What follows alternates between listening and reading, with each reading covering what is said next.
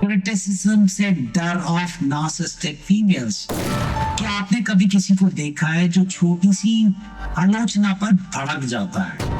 एक रिसर्च में पाया गया कि नार्सिसिस्ट लोगों का ब्लड प्रेशर क्रिटिसिज्म सुनते ही 12% तक बढ़ जाता है। इन्हें किसी भी तरह का क्रिटिसिज्म बर्दाश्त नहीं होती। अगर आप इन्हें कुछ भी नेगेटिव कहें तो वे तुरंत डिफेंसिव हो जाती हैं या फिर आप पर ही अटैक कर देती हैं। उनका रिएक्शन ऑफन डिसअप्रोप्रिएशन होता है। एग्जाम्पल के लिए हस्बैंड कहता है आज का खाना थोड़ा ज्यादा सॉल्टी है। नार्सिसिस्टिक वाइफ, ओह तुम्हें लगता है मैं गुड कुक नहीं हूँ, शायद तुम्हें किसी मास्टर शेफ से शादी करनी चाहिए थी। हस्बैंड सोचता है मैंने तो सिर्फ एक स्मॉल ऑब्जर्वेशन की थी। एक बार एक नार्सिसिस्ट महिला के बॉस ने उससे कहा कि उसकी परफॉर्मेंस अच्छी नहीं है। उसने तुरंत बॉस पर चिल्लाना शुरू कर दिया, आप मुझसे जलते हैं क्योंकि मैं आपसे ज्यादा टैलेंटेड हूँ। Let's see how these females behave in marriage. एक पति कहता है शायद हमें बजट पर ध्यान देना चाहिए।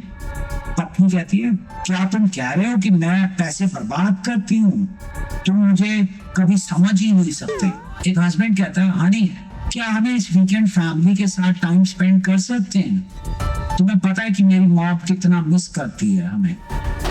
नार्सिसिस्टिक वाइफ कहती है क्या मतलब, क्या मैं तुम्हारे लिए इनफ नहीं हूँ या तुम्हें लगता है कि मैं एक बैड डॉटर इन लॉ हूँ? तुम हमेशा मुझे गिल्टी फील कराते हो। हस्बैंड सांस लेकर कहता है मैंने तो सिर्फ फैमिली टाइम की बात की थी। नार्सिसिस्ट के लिए हर छोटी क्रिटिसिज्म भी उनके परफेक्ट सेल्फ इमेज को थ्रेटन करती है।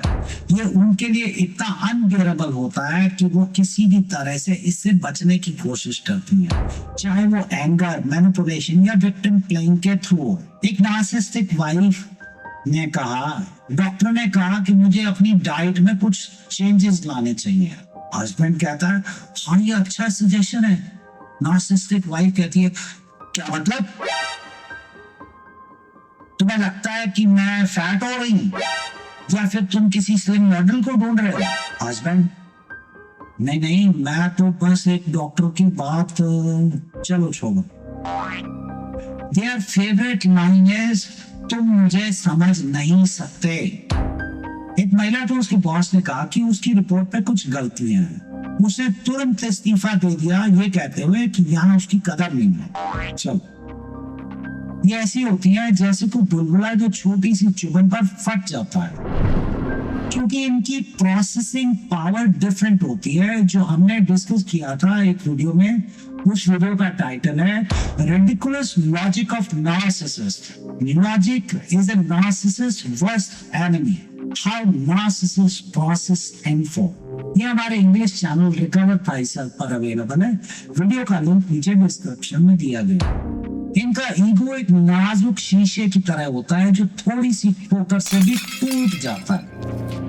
वो वैन ओवर ने अपनी शादी के शुरुआती दिनों में ही सीख लिया था कि अपनी पत्नी के आसपास अपने शब्दों को केयरफुली चूज करना चाहिए। एक दिन उसने जेंटली सुझाव दिया कि शायद उन्हें अपने एक्सट्रावेगेंट लाइफस्टाइल पर थोड़ा कम खर्चा करना चाहिए। तो वाइफ की प्रतिक्रिया एक्सप्रेसिव थी, क्या तुम कह रहे हो कि मैं इस लायक नहीं हूँ? वो चिल्लाई उसे स्टंट छोड़ते हुए। उस पल से वो हर कमेंट पर दोबारा सोचने लगा, पर आउटबर्स्ट ट्रिगर करने के डर से। क्रिटिसिज्म के कांस्टेंट फियर ने धीरे धीरे उसके सेल्फ कॉन्फिडेंस को इरोड करना शुरू कर दिया। याद रखें कंस्ट्रक्टिव क्रिटिसिज्म हमें बेहतर बनाने में मदद करता है, लेकिन ये इसे अपना अस्तित्व पर हमला समझती है। इनका मंत्र है mirror mirror on the wall who is the most perfect of them all? Me obviously.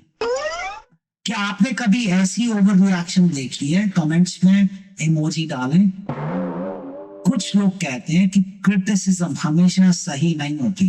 आप क्या सोचते हैं?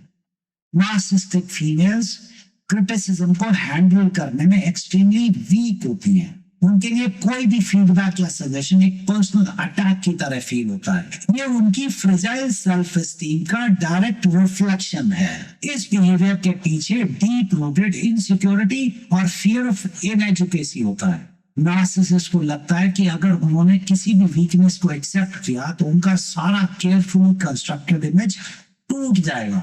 इसलिए वो हर क्रिटिसिज्म एक एग्जिस्टेंशियल थ्रेट की तरह ट्रीट करती है। इस बिहेवियर से डील करना एक्सट्रीमली चैलेंजिंग होता है, लेकिन याद रखें ये उनकी डीप इनसिक्योरिटी का रिजल्ट है, ना कि आपकी फॉल्ट। लेकिन इस क्रिटिसिज्म के डर के पीछे छिपी है एक ऐसी कमजोरी जो इस व्यवहार का असली कारण है।